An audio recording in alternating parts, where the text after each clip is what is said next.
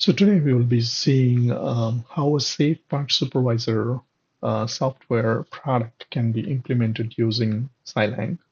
So this module is actually an ASIL B compliant module and has to follow the RSR, ASPICE, and ISO 26262 compliance.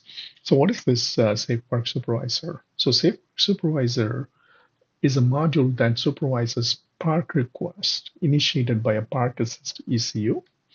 It may have some vehicle state inputs like speed and door and what's the grade, like the parking grade and what's the seatbelt status and so on and so forth, and decides whether it can send an EPB actuation command to the electric parking brake ECU through the AutoSAR operations.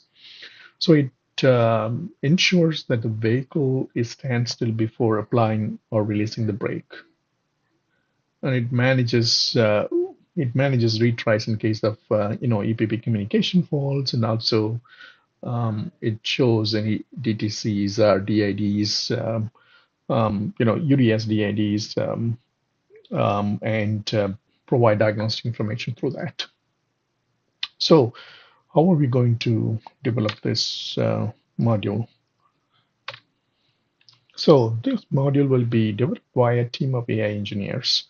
So we'll have a project manager. Again, everybody is an AI, a project manager, a safety manager, a safety engineer, a system engineers, a software engineers. I mean, they will be working in several different domains of this product. So how is our project plan going to be? Our project plan is going to be with 6 different sprints. So again, everything is like executed by AI engineers. So of course, it won't take 2 weeks to run a sprint, but at the same time, just assuming that each sprint runs for 2 weeks.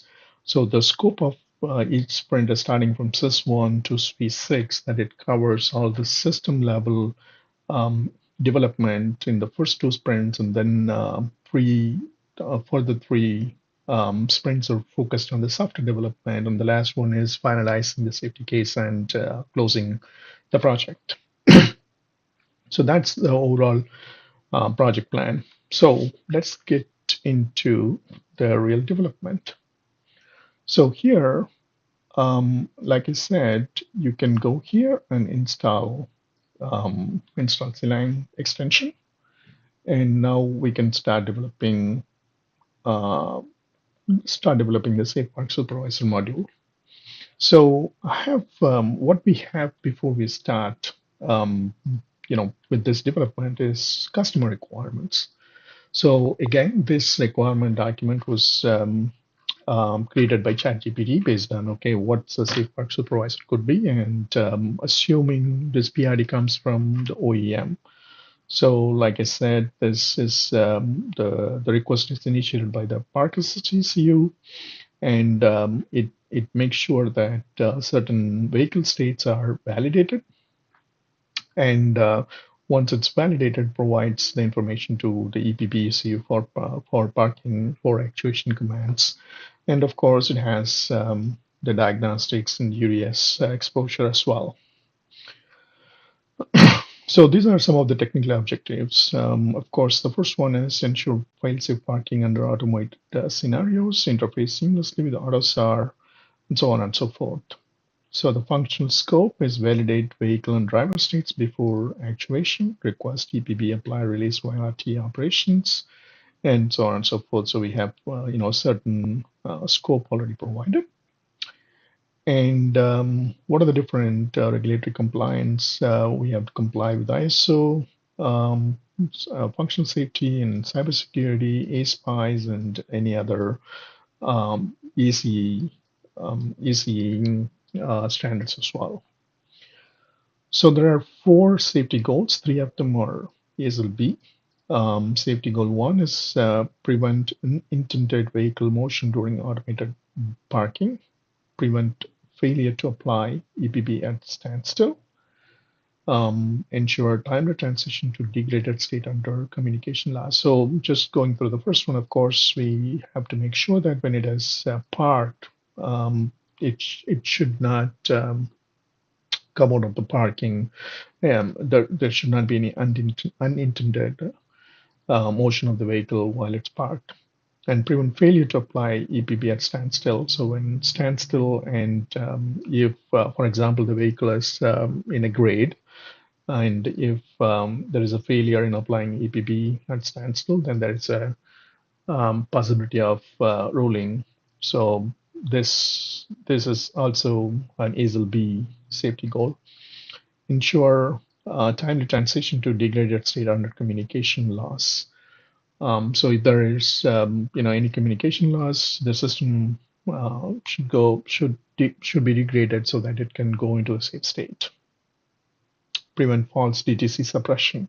So if there are any faults, then make sure that it's all stored, it's all sent to the diagnostic manager, and making sure there is no false DTC suppression. And this is not a safety requirement, it's a QM requirement or QM safety goal. So interfaces and data exchange.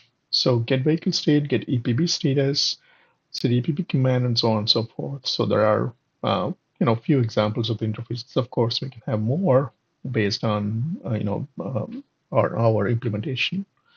Performance and timing requirements. So this is basically on the software implementation of various constraints, task, and diagnostic response time, and so on and so forth. So these are the compliance and deliverables and document references. So there are several document standards that we need to follow.